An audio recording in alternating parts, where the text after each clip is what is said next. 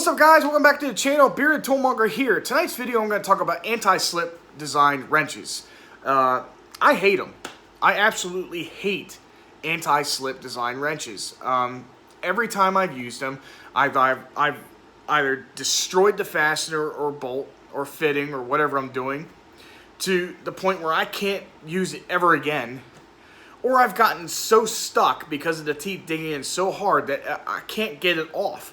And it being in a tight area, it's just like, oh crap, what the hell am I gonna do? You know, you try a pry bar, you try even heating it, you do everything you can to get it off. And I've had too many instances where I have thrown wrenches across the shop because I'm so pissed off that it either screwed everything up, made my job 10 times harder, or it just didn't work, period. You know, I've very rarely in the automotive field did I ever use an open-end wrench.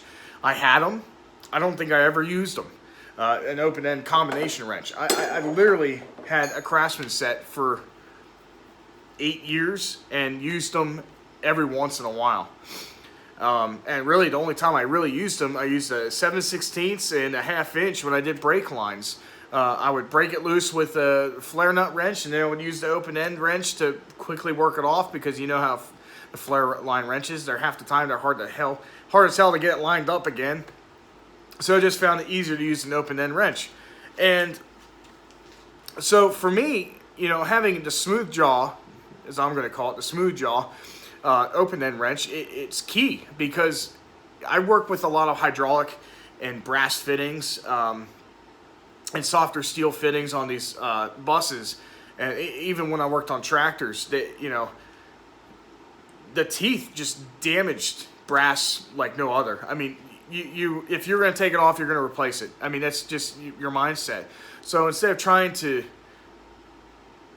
destroy it, basically, to remove it, if you needed to replace or reuse it, open jaw was the way to go for me. And everybody else that I worked with, they all said the same thing when I was at the international dealership. And now even the guys I work with, they all hate the anti-slip. And I really think it comes down to because of what we're using and what we're dealing with in the shop. But even in the automotive field, when I was working on cars, like I said, I very rarely used an open-end wrench. And if I did, it was on low torque situations or on the brake lines, like I said, or alignments. And alignments, if it wasn't coming undone with a wrench and some heat, we were selling it. We were upselling inner and outer tie rods or whatever, and it just wasn't safe to heat a piece of metal like that hot to finally break it loose from all the rust and the corrosion debris behind it or underneath it. You know, I live in the rust belt, so you know everything is rusty. And so in every company I worked for, their eyes, if you had to heat it till it was molten red, it was unsafe to use again. So we would upsell it anyways. So really, a anti-slip design wrench really wouldn't have been beneficial to me. I did own them. I do own them still. I have the Carlisle set in metric, and I have a Craftsman set. Actually, I'll show you both. I have the Carlisle here and the Craftsman set, the gunmetal one from Stanley Black & Decker when they went to Lowe's. It's actually the identical design as the Proto or Mac anti-slip design. They just literally sent the design to China and had them build a Chinese version of their Mac wrenches.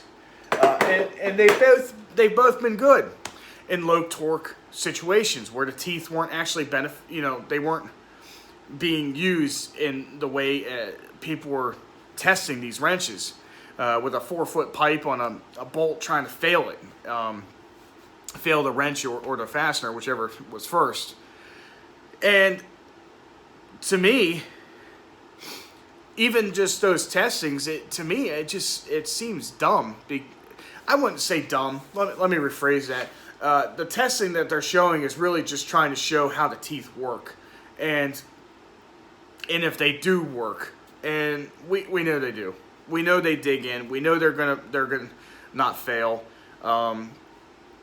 It's just how it is. It's a design that's been pretty well done. depending on, or it doesn't matter who does it. Most of them are rebranded anyways, but with, like, say, Flank Drive Plus from Snap-on, the Right Grip from Right Tools, and the new Icon version, the Carlisle, the Milwaukee, the Channel Lock, they all work.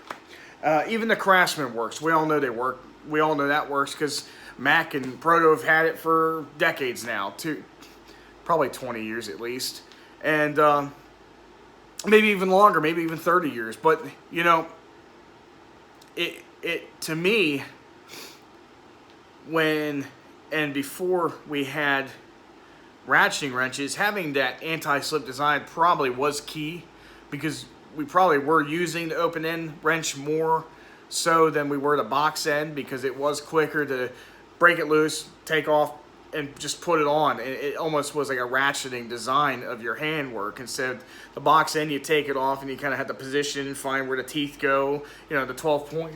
So back 20, 30 years ago, before the gear wrench came out, yeah, I think that this anti-slip would have been a good idea, so you could break a fastener loose and then wrench it off. But today's standards, with the ratcheting wrenches getting better and better, less and less teeth, thinner and thinner in the head, getting into better, tighter areas, the open end is almost becoming, I wouldn't say obsolete, but it's becoming less and less important to have the teeth or an anti-slip design, like the Proto version or the Craftsman, whichever you have. I think it's becoming less and less important, because really, you can get the box end in on now. And so that's my 2 cents. Like I said, you know, in my application, having teeth doesn't work. Maybe it hasn't worked in your situation. Maybe it has. Let me know in the comments. Do you like the anti-slip design better than the smooth jaw? Or do you, other way around, do you like the smooth jaw over the anti-slip?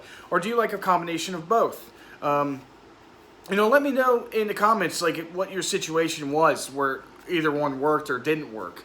I'd like to know. I actually, you know, am interested in real life testimonies instead of just testing and seeing it in fail mode, basically. So if you liked the video, give me a thumbs up. If you didn't, give me a thumbs down. Stay tuned for more content.